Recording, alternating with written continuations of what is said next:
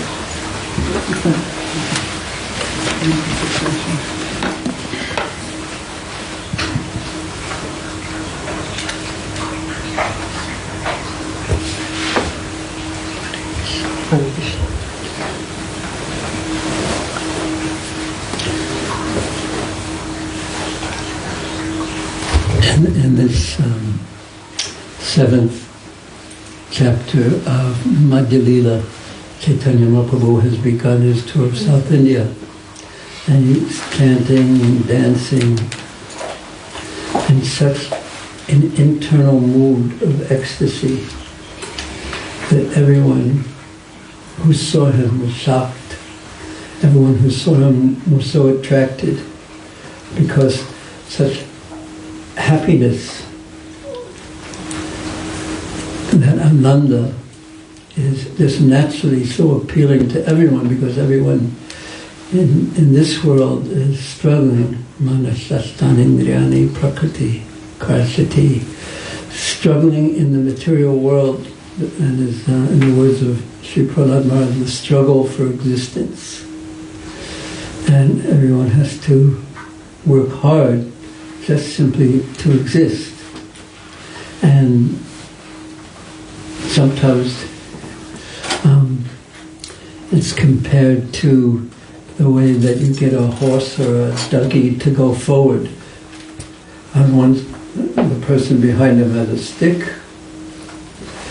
and on the other, in front of him, they dangle a carrot in front of him, so he's always running to catch the carrot, and if he doesn't run fast enough, he gets the stick.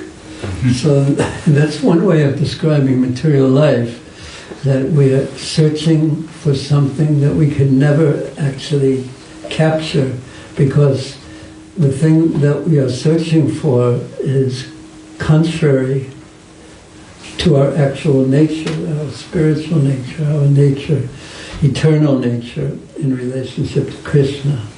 So therefore, there's an incompatibility in our situation that we, as spiritual entities, as spirit souls, are looking for our satisfaction, searching for our satisfaction in the land of the temporary, in the land of mirrors. So when Mahaprabhu was seen by these people and saw the depth of his ecstasy, his internal experience, they were so attracted. And he'd be dancing down the road, being effulgent, because there's a saying, I don't know if it's Vedic or Chinese, that there's only two kinds of people who are happy in this world, the sage and the madman. So you don't know. First they might not have been sure which one it was when they saw him, but he was so effulgent, and then when they became near him, just by his glance, they also became ecstatic, and not only did they become ecstatic, but by those who associated with those who Mahaprabhu put his glance on, they too became ecstatic. So Krishnadas Kaviraj Goswami Maharaj is explaining this as and Mahaprabhu, the beginning of his tour, and he's saying this is what he does everywhere he goes during his entire tour of South India, which was approximately 2 years. He went all the way down to Cape Comorin or Rameshwaram, and then back up on the western side of India, and then finally back to Jagannath Puri. So all the way he was doing this,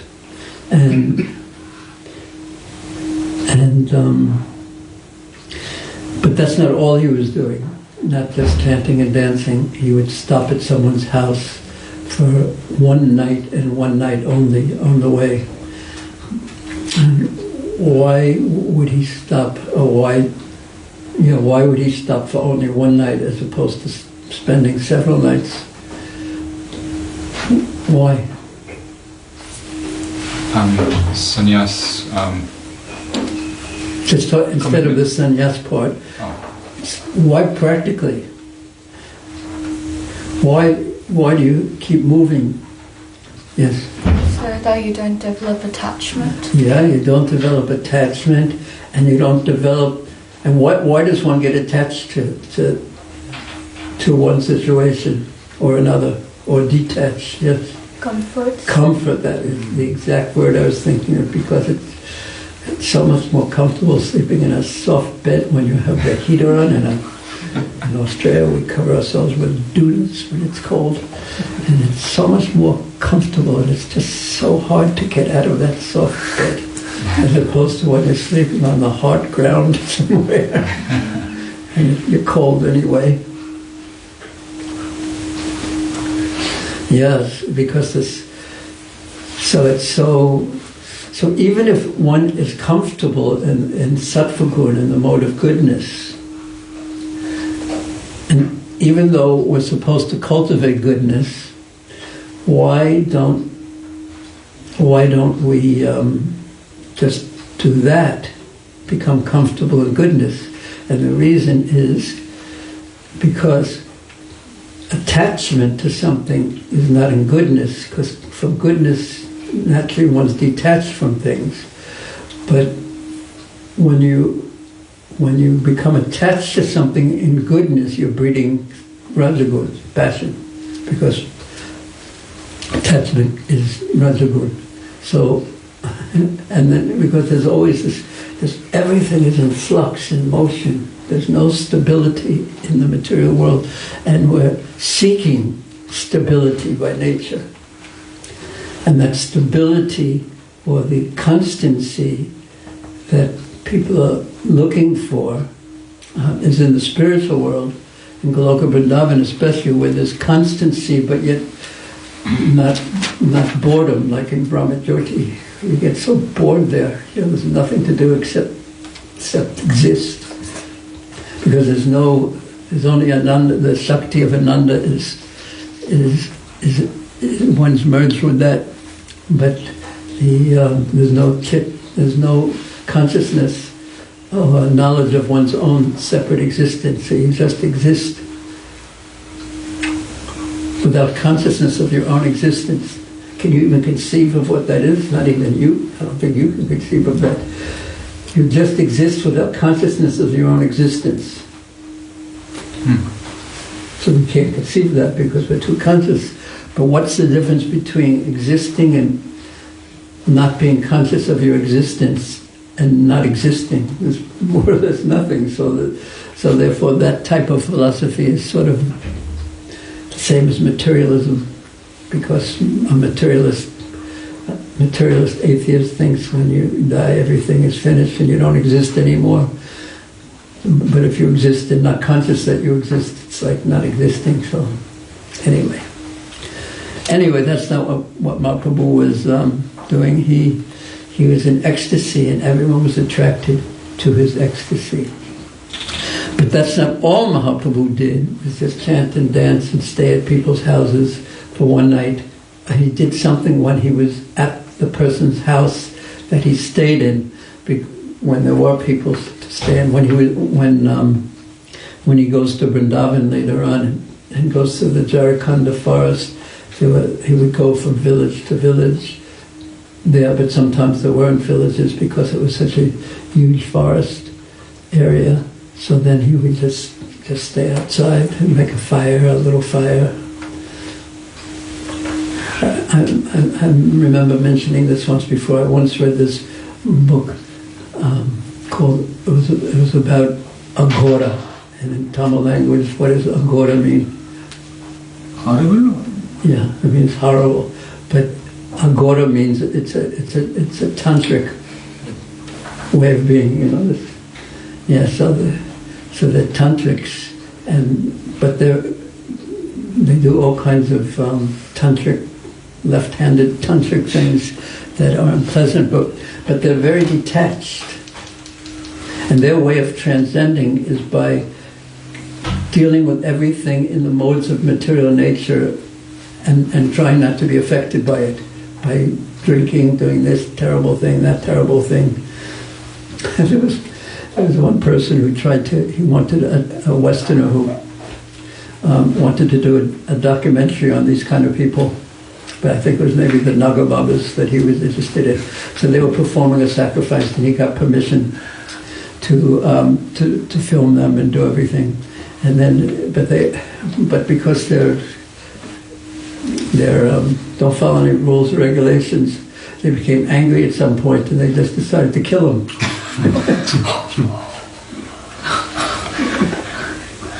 Yeah, because challenging the modes of material nature, but not that we're recommending that process. But so when Mahaprabhu would, so anyway, Agora said that people don't understand the freedom and happiness that comes from material detachment. That was the point I was trying to make. That we think that the cause of our happiness is to associate with the things that we're attached to. But that's actually the cause of our distress. What we're imagining to be the cause of our happiness ends up to be the cause of our distress. Because when you're attached to something, immediately what happens? What emotion? Anger.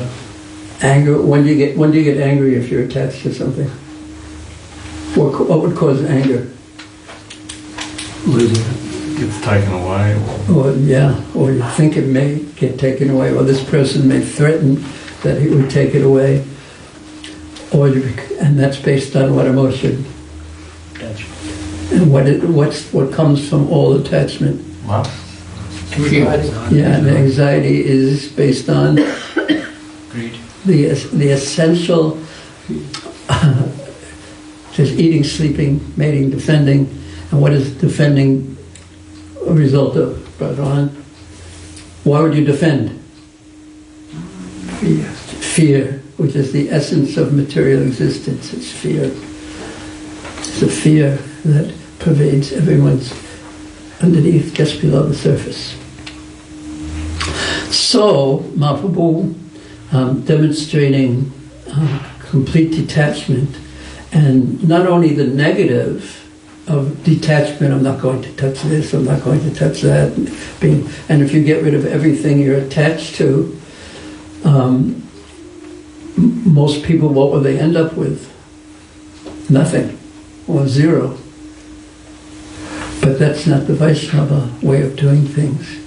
The Vaishnava way is become very attached to Krishna, very extremely attached to Krishna, extremely involved in thoughts of Krishna, in service to Krishna, in seeing Krishna, thinking of Krishna, worshipping Krishna, and then naturally, quite naturally, material detachment occurs.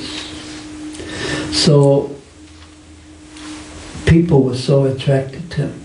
So when he in Caitanya, someone who sent me that last week, the pictures of Caitanya. Someone, yes, thank you. I should show them to you. Went to Caitanya, and then nearby he went to the home of a Brahmana in one of the villages somewhat near there. He went to the home of a Brahmana, and that Brahmana's name was Kurma. And there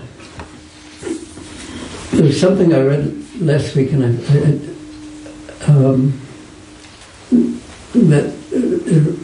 when I read it this week, I read a little bit advanced. Further on, I saw that there was an interesting, subtle point that's being made. It says, Ye pada padma tomar brahma dhyan kori, that your lotus feet, even Brahma is meditating on. This is what the Brahmana named Kurma said to Mahaprabhu when Mahaprabhu was in his house. Say pada padma shakshat oila moravati. And those same lotus feet that Brahma meditates on. In other words, he understood that Mahaprabhu was the Supreme Lord. The same lotus feet that Brahma, the Supreme Being in this world, meditates on, the same lotus feet are in my house. So he was thinking himself so fortunate. My dear Lord, there's no limit to my great fortune because I have the opportunity to associate with the Supreme Being, the one who is the source of everything in existence, the all-powerful, the all-attractive. And therefore, I cannot describe my great fortune. Because here I am in my house, and what goes on in a house usually is so many, just one lives and everything goes on in the house. But then when the Supreme Lord enters the house, then it is great fortune. And so this also points to the fortune of worshipping the Lord in your house in the form of a deity also, because then the whole entire house becomes auspicious. And if one actually is in the mood or the consciousness that the deity, because deity literally is an English word, but it's actually a Latin word. Dios means God.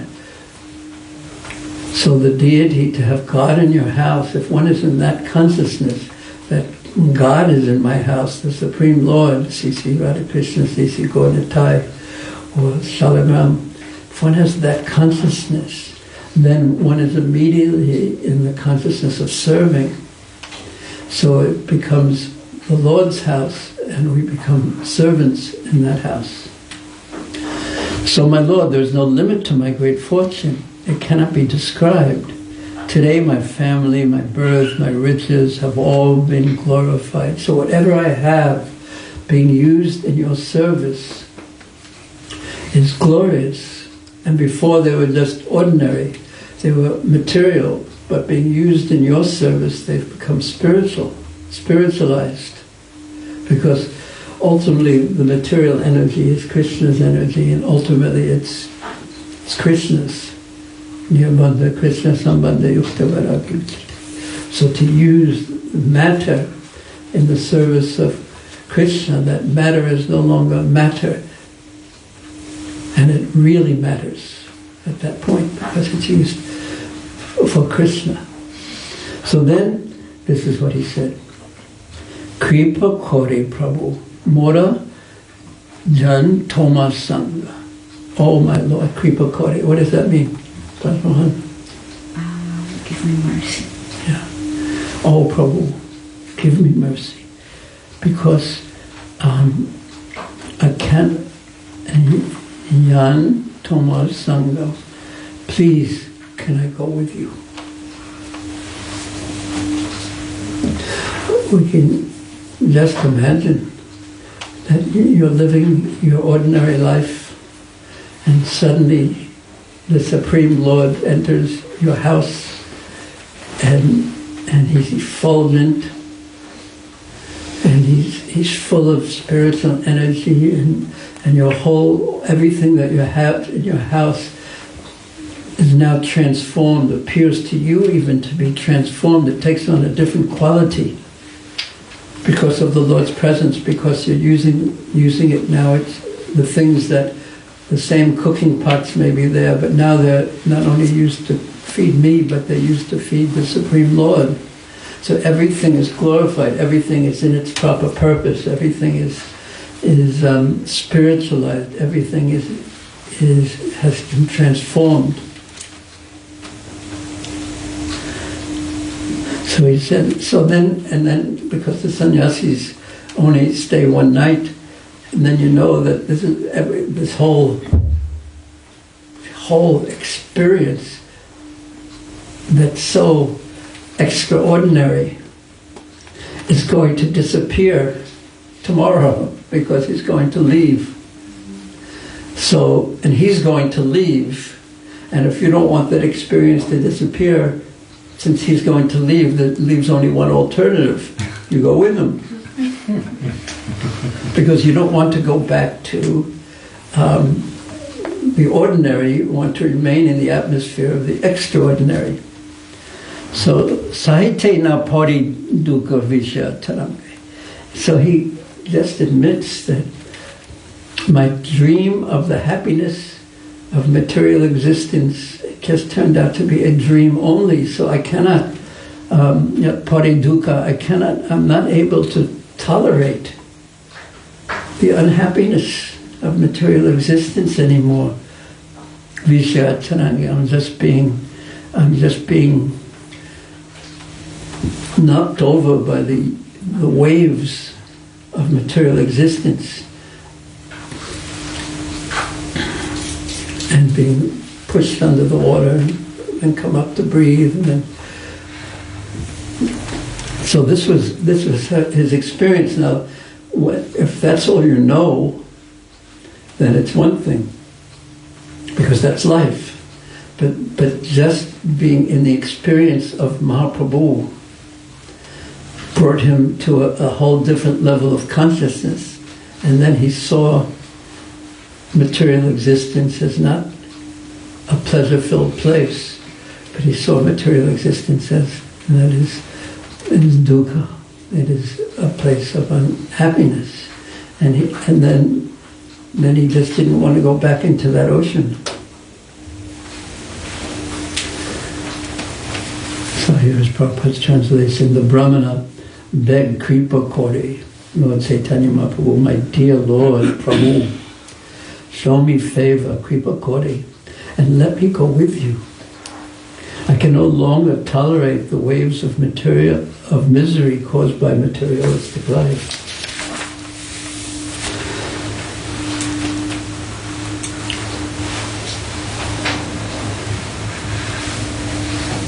So Prabhupada, it's interesting because, and this is the way the Acharyas write, and this is certainly the way the Prabhupada did everything. Whatever they speak, it's in a particular context. So, and this, you really see this in the Bhagavad Gita, and we'll really see it here too. In one of the first chapters, when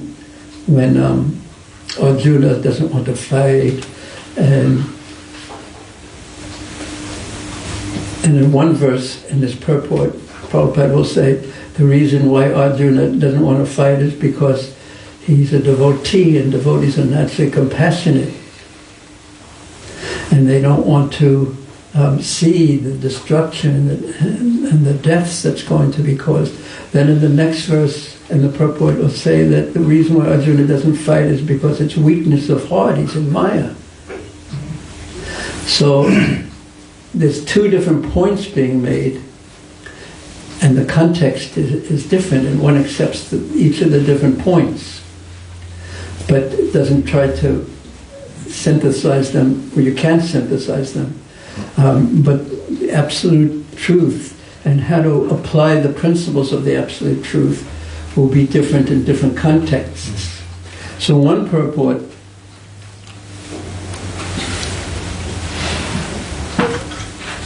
Prabhupada is going to say, because he said, please let me, I want to leave home and just go with you. So one purport Prabhupada will say that, yes, everyone should take sannyas because of, especially after the age of 50, you should take sannyas and leave home and go to Vrindavan immediately. Then in the next purport said, there's no need to leave home, take sannyas. Just, these are external things. You just make your home Krishna conscious and things like that. So it appears to be saying things that are different from each other, but they're actually not, if one understands the entire context of things. So without further ado, I'll read the purport, and then to where he says, the Brahman says, I can no longer tolerate the ways of material life, I want to go with you. This statement is applicable for everyone, regardless of how rich or prosperous one may be. Narottama Das Thakur has confirmed this statement, Samsara Vichanale Diva Nishi Riya Jale. He states that the materialistic way of life causes a burning in the heart. One cannot make any provision for the troublesome life of the material world. It is a fact that one may be very happy as far as riches are concerned, and one may be very opulent in every respect. Yet one has to manage the vishyas to meet the demands of the body, the senses and the sense objects, and of so many family members and subordinates. One has to take so much trouble to minister to others. Narottama Das Thakur therefore prays Vishya Chadiya Kobi Sudaharimam. Thus, one must become freed from the materialistic way of life. One has to merge himself in the ocean of transcendental bliss.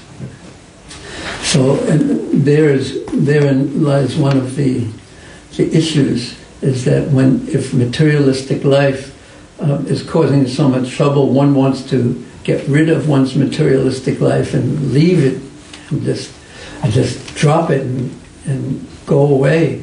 And indeed, there is a feeling of relief when one leaves the situation that is causing one difficulty. But the problem is, as soon as you walk out the door, where are you going to go? So unless you go into the ocean of transcendental bliss, unless you have the qualification to ecstatically, to live in the world of ecstasy, the spiritual world, the world of Krishna consciousness, then one will just find another materialistic place to live in. So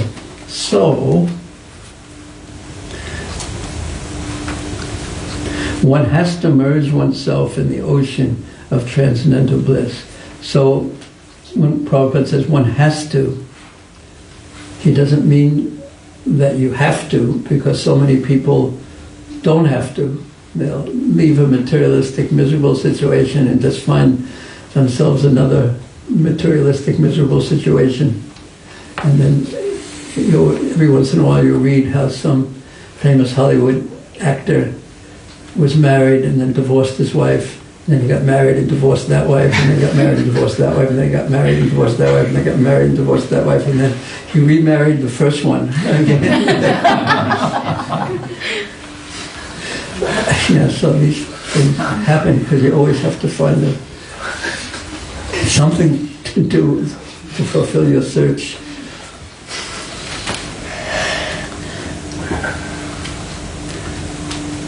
In other words, one cannot relish transcendental bliss without being freed from the materialistic way of life. It appears that the Brahmin named Kurma was materially very happy, for he expressed his family tradition as Janmakula Dhana. Now being glorious, he wanted to leave all these material opulences. He wanted to travel with Sri Caitanya Mahaprabhu. According to the Vedic way of civilization, one should leave his family after attaining 50 years of age and go to the forest of Vrindavan. How old are you, Bhadra? I'm 14. Okay. And go to the forest of Vrindavan to devote the rest of his life to the service of the Lord. Next verse. Sri Caitanya Mahaprabhu replied, "Don't speak like that again. Better to remain at home and chant the holy name of Krishna always." Yeah. Griha rahe Krishna nama nirantara laibe. Krishna nama nirantara. What does that mean? Always think of Krishna. Always chant Krishna nama. Always chant Krishna. This is the goal. Where does Mahaprabhu also say that? In the Sikshastra. Navika.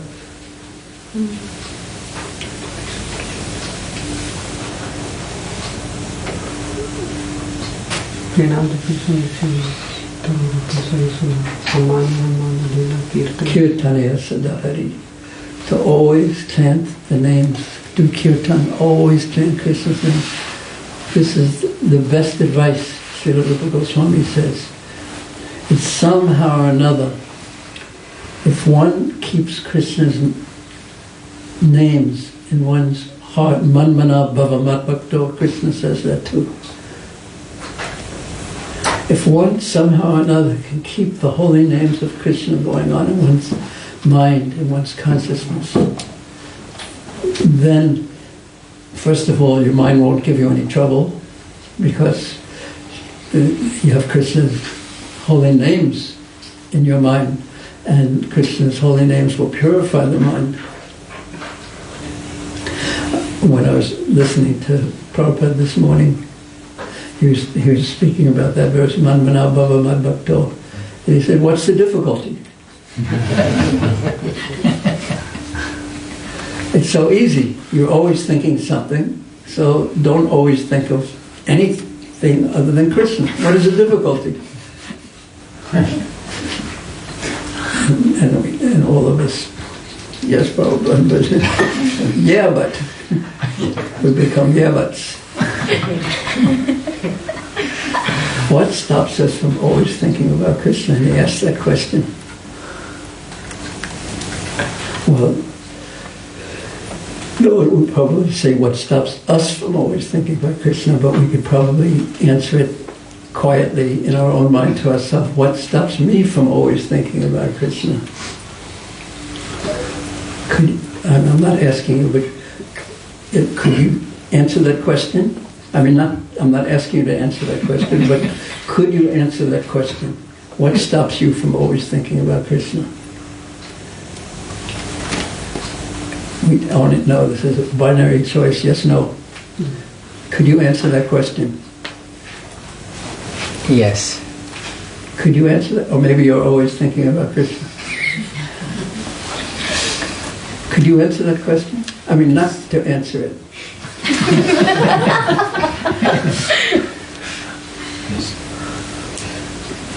We won't ask you because you just sing all the time, right?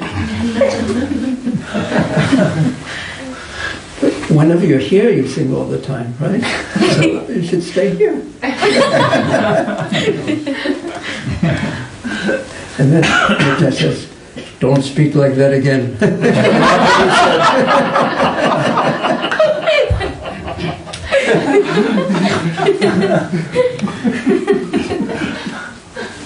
It's such an interesting question. What stops you from always thinking about Krishna? And Mahaprabhu answers that question to Dodaivam Iblisamihan. unfortunate as I am, I don't have a taste and attraction for nanuraga. I have attraction and taste for so many things. And that the nature of the mind, it's so peculiar. The nature of the mind is so peculiar. It likes miserable things even more than it likes pleasant things. If you have a fight with someone and you had a good experience with another person that day, now what are you going to think about all day long, again and again and again and again? It's the miserable thing. That's the nature of the mind, because the miserable thing is more intense than the pleasure. The mind just wants intensity of experience. It doesn't really care whether it's you care, but your mind doesn't care. It prefers the intensity of experience. And the only thing more intense than an intensity of bad experience is the sweetness of a transcendental experience, transcendental experience, a Vrindavan experience that can drive out everything. What do you think about that? I'm yet to experience it. Huh? Do you want to experience it? Right after the class, you tell Gopinath. Yeah, because our experience is based on our desire. Ultimately, Krishna's Yayatamam Bhupanite, he's fulfilling everyone's desires from time immemorial. And therein lies the blessing of material existence and the curse of material existence. That our situation depends on our desire, according to the 15th chapter of the Bhagavad Gita.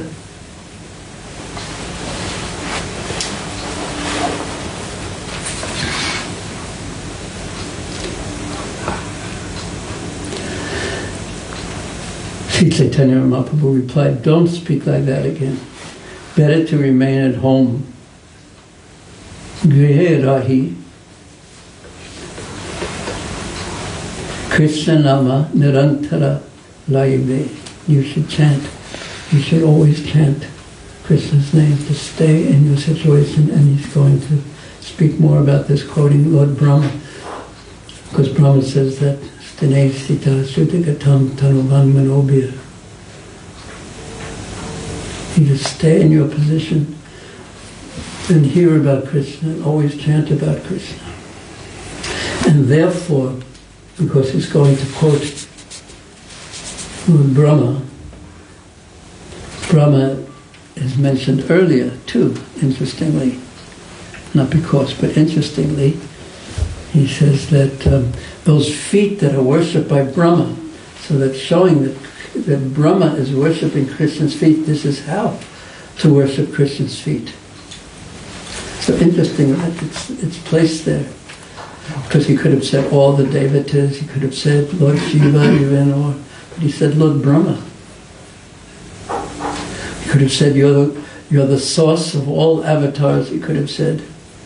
After all, his name was Korma. But he said, your feet are worshipped by Lord Brahma, who's the topmost person, and he's worshipping you. And what is Brahma going to say? How to attain that platform, he's going to say, Stine Sita Shrutikatam Gyane Preyasan Udopasthanamante Eva. You give up the process of Gyan, where you're trying to gain everything by your own effort. You're trying to attain transcendence by your own effort. And just give yourself to me and always hear about me and chant my glories. And basically, that will do everything.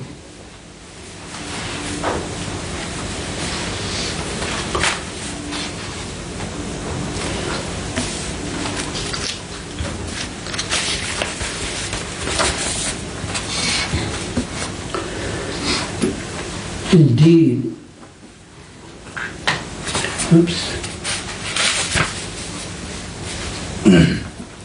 Here's Prabhupada's purport to the, I'll read the verse again. Don't speak like that again, Mahaprabhu replied. Better to remain at home and chant the holy name of Krishna always. Purport. It is not advisable in this age of Kali to leave one's family suddenly, for people are not trained as proper brahmacharis and grihastas. Therefore, Sri Caitanya Mahaprabhu advised the brahmana not to be too eager to give up family life. It would be better to remain with his family and try to become purified by chanting the Hare Krishna Maha Mantra regularly under the direction of a spiritual master. So Prabhupada making it more direct and practical what Mahaprabhu was saying. This is the instruction of Sri Caitanya Mahaprabhu. If this principle is followed by everyone, there is no need to accept sannyas. In the next verse, Sri Caitanya Mahaprabhu advises everyone to become an ideal householder by offensively chanting the Hare Krishna mantra and teaching the same principle to everyone he meets. So the next verse is very famous also. Yari Deka Krishna Kahe or Tare Krishna Tare Kaha Krishna Upadesh Amara Agyai Guru Hai Tare Desh. Instruct everyone to follow the orders of Lord Sri Krishna as they are given in the Bhagavad Gita and Srimad Bhagavatam, Krishna Upadesh. In this way, Amara Agyai, on my order, become a spiritual master, Guru Hai Tare Desh, and liberate everyone in this land. So he's defining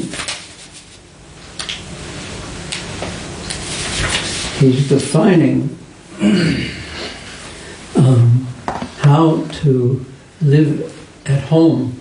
Always chant Hare Krishna, always hear about Krishna, always think about Krishna, always use everything in the house and everyone in the house in the mood of we're servants of Krishna, and Krishna is the master, and let's use everything in Krishna's service, and then help others.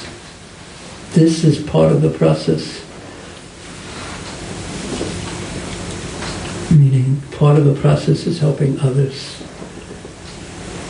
Now, why should we help others? Now,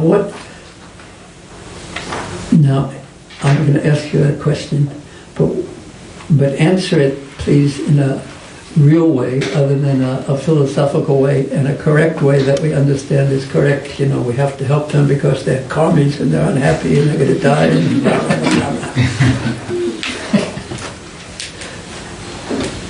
Why should we help others?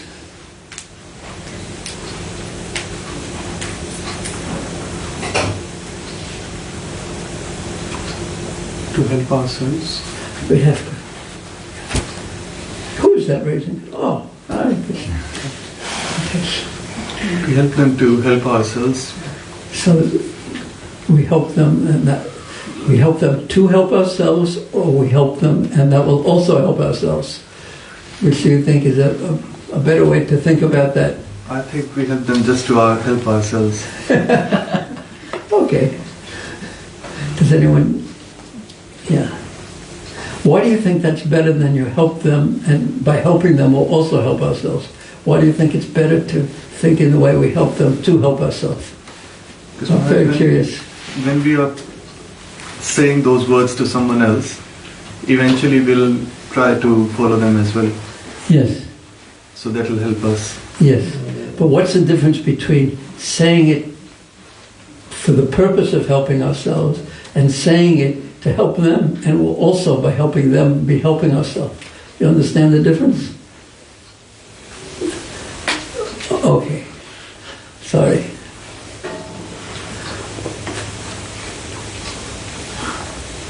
Yes, you will help yourself. And that's very good thing about giving class.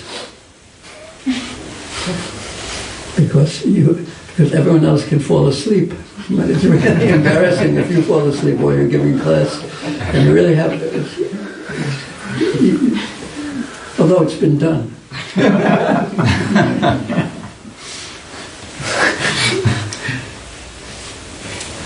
And then when you wake up, you see everyone else is asleep too. And everyone at the end says, "Really good class, but boy, I feel like a new man after hearing that."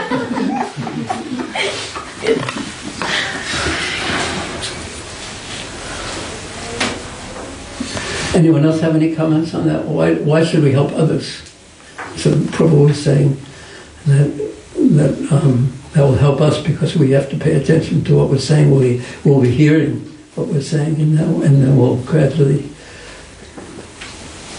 follow it, basically.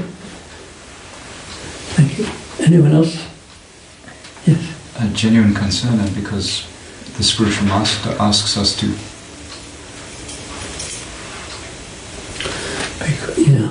Because we've been asked to. Because of his genuine concern. Yes. I heard Prabhupada say that one time. He said that even if you don't feel compassionate yourself, but to be part of a compassionate movement is also compassionate. So, and at that time he looked at all the young devotees. There was a room, I don't remember how many were there, and then he said he was thanking them for their compassion in distributing Krishna consciousness. And I remember just feeling embarrassed, not feeling any compassion at all, but being part of a compassionate movement. What makes you feel compassionate, personally? I should ask Nitai this because he works in a hospital. What's it like to be always confronting people in difficulty? I found to be humble. I just, like request them, don't think what's happened, think something different. Wait. Say that again? Example will be like, had a small car accident, so person is saying, why is it me? Oh, yeah. I just like... You don't preach to them? No. You don't give them philosophy? No. What causes you to feel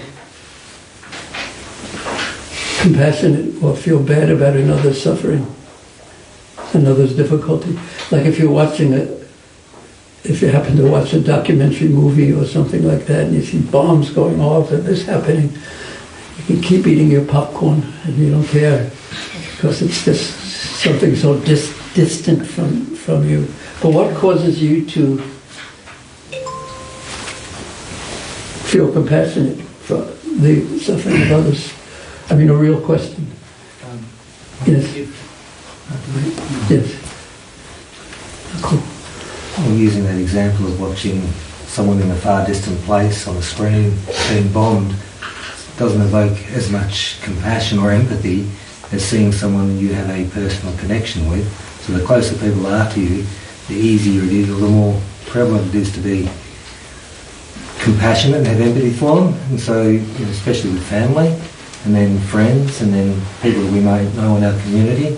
So the closer the people are to our existence, then the more empathy and more compassion, easier it is to be compassionate.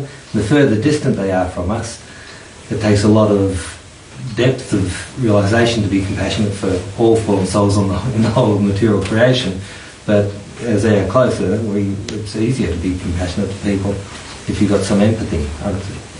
Essentially, the empathy is the important part. And over time that will grow and expand if we practice it. Thank you. Anyone else like to say what? Would you give an example of that? My daughter, it's very easy to be very compassionate and empathetic with her. The next door neighbour, I have to work on being compassionate for that person down 3 blocks away. It's I heard there's a car accident, but I don't know who they are. So the further, and then other countries and far distant places, it's a lot harder to be. It takes a lot more. As I said, depth of realisation to be compassionate. Yeah, and what the closer people. And then what to speak of trying to do something about it. Because the feeling is one thing, and then 10 minutes later we could be back to our popcorn again. But then to actually say, no, I want to do something about it.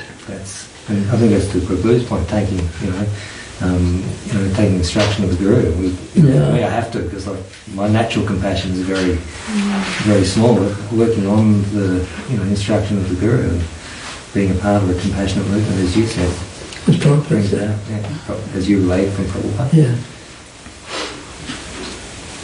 And then you pointed out that by doing that, your compassion will grow. Yeah, it grows. Practice.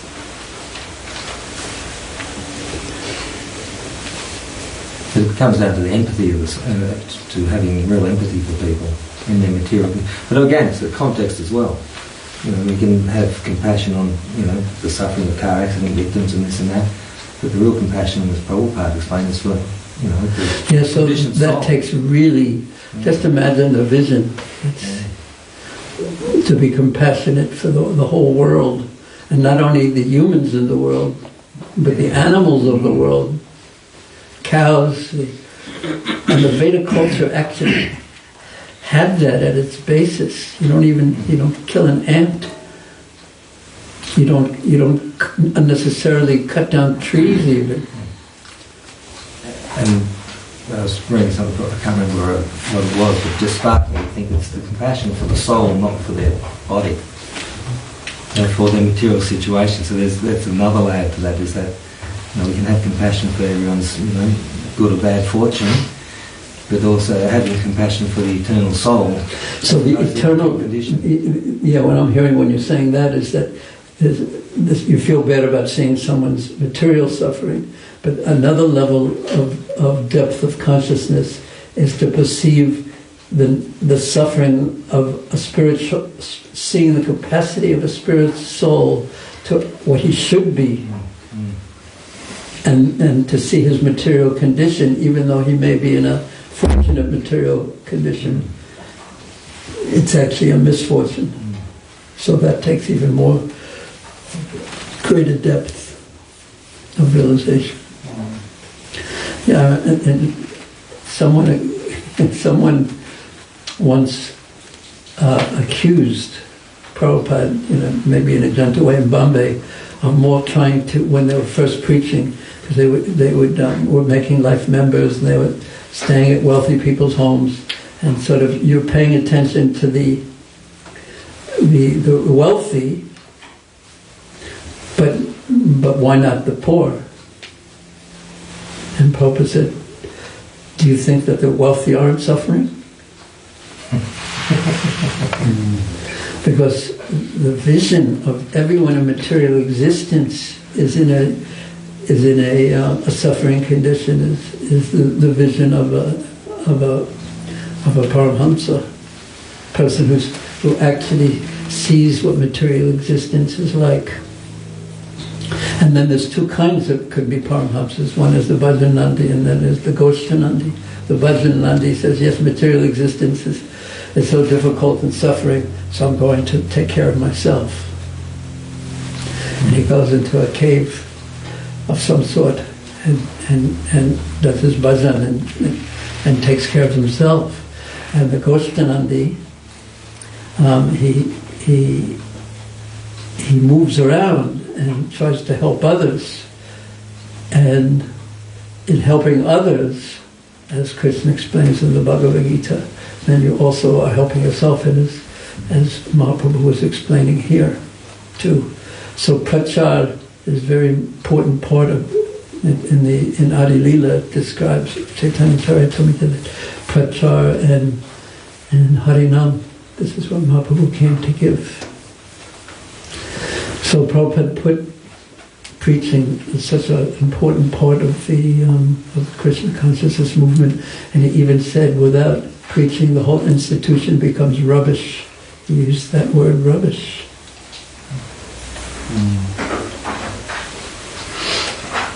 So what brings out compassion in you? Yes.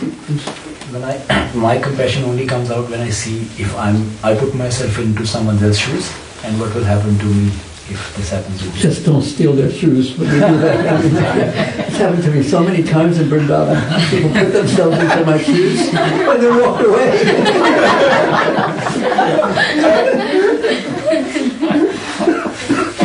Especially when it's really hot and the ground is very hot. Yes. So when you, that's what empathy means. You put yourself. Anyone else like to say? Roman? I think to just survive in material existence has to be a certain degree of disassociation from pain and suffering. One has to create a cocoon, and to be compassionate, you have to have the strength and courage to go out of that cocoon of disassociation and say that this is not a happy place and the only solution is to connect with Krishna. That takes a certain degree of courage, strength, and also the right association to be able to do that. Otherwise, we tend to be always weakened by a cocoon of disassociation. Deep point. And then what happens sometimes, because then when we're in difficulty, and if the devotees come and help us, then that cocoon breaks down out of the gratitude that naturally follows, or we get help. Even It's when the heart softens. yeah. Because as you put it, like the body becomes calloused when something rubs against it all the time, it becomes hard. So to guard ourselves from the difficulties of material existence, we can become very hard and non-caring, the opposite of compassionate. But it's not also, that type of protection isn't healthy, and it's painful in and of itself.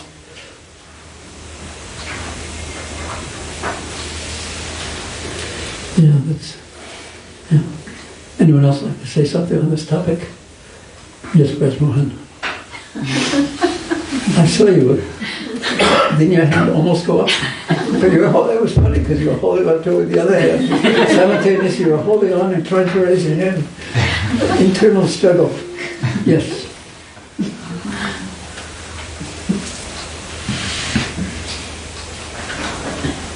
I think the same thing, trying to imagine when someone is suffering, trying to see what's actually happening and how it is for them, then that kind of makes you feel bad about it and want to help. What would it be like if I was in that circumstance? How would it feel? And it hurts me. So imagine how much that person is suffering.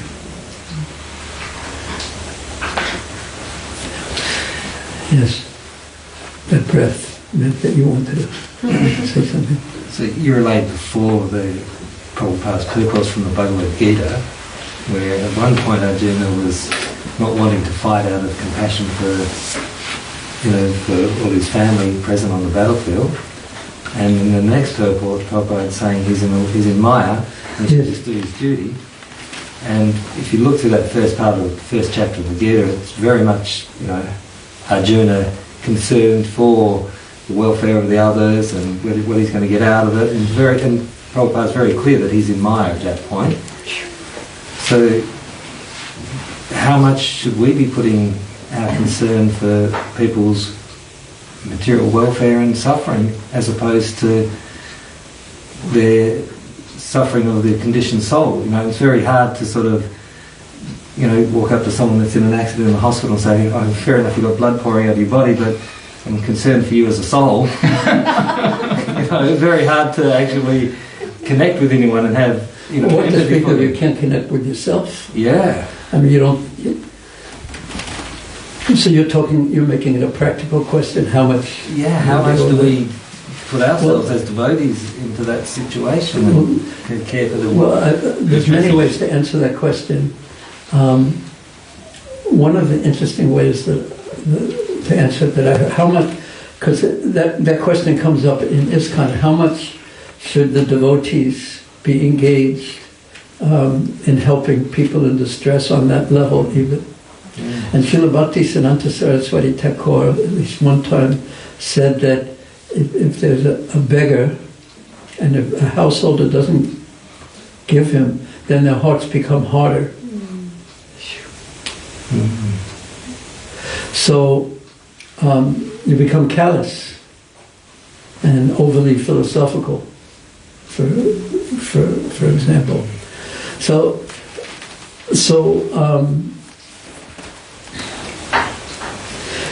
the balance, one of the most interesting ways that I've heard this is something that I've heard devotees debate this, because there's devotees who want to give out, even about the Food for Life, they distribute food, so much food in India, but and how much is it really prasadam or this or that? And I've seen that devotees often they want to start schools in India in their own hometown, where they grew up and things like that, or where they were born and things like that, and that's such a tendency to want to do material welfare work, because a devotee becomes softer in heart and he perceives the difficulties of others. There's such a tendency to do that and neglect the spiritual welfare work, that Srila Bhaktisiddhanta Saraswati Thakur set the mood of don't do the material welfare work, because other people will do that. But how many people will have the vision to do the spiritual welfare work, which is the ultimate welfare work? So Prabhupada took that mood very strongly. But yet, there's a most interesting incident where that His Holiness Mukunda Maharaj writes about. I don't know if you've read his book, Miracle at 26 2nd Avenue, but there's this really interesting incident where when Mukunda Maharaj was, just coming around as a devotee, and he was associating very freely with Prabhupada, and he asked Prabhupada the question. I don't remember exactly what the circumstances were. It was something: if you see someone in distress, in a physical difficult situation, what will the devotee do? Will he help him physically? Or what would he do? And Prabhupada, he first saw, the way that Mukunda Maharaj described it and the way I read it was that he first started answering in one way, and then he became the Acharya, and started speaking philosophically about karma. And then Mukunda Maharaj, he asked him, but what would he actually do? Would he help him or not help him? And Prabhupada spoke more about philosophical karma, and then finally said, but what will he do?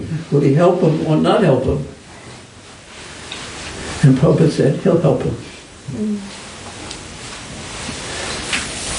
Which reminds me of one of the first questions I asked Prabhupada, or the first question I asked Prabhupada at 26 2nd Avenue after initiation ceremony. His Holiness Caitanya Caritamrta was initiated at that time. And Prabhupada had said that devotees are transcendental. He said devotees act in the mode of goodness. Devotees act in the mode of goodness. So I had been chanting for a couple of months and I already thought I knew everything. So I asked him a question about, I thought devotees are transcendental, and you said, I didn't know what transcendental meant or anything like that, but I said, you said that devotees are in the mode of goodness, And I thought they were transcendental. And Prabhupada replied very simply. He said, yes, but generally they act in the mode of goodness. So I always take that as a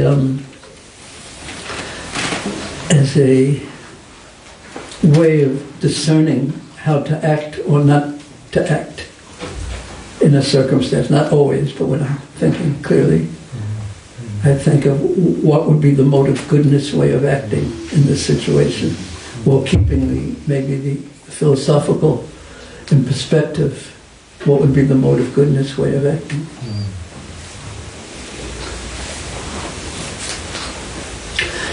Okay, it's already late, so the mode of goodness means that we should stop. You know, this is so much fun. Okay, are you satisfied? Hare Krishna.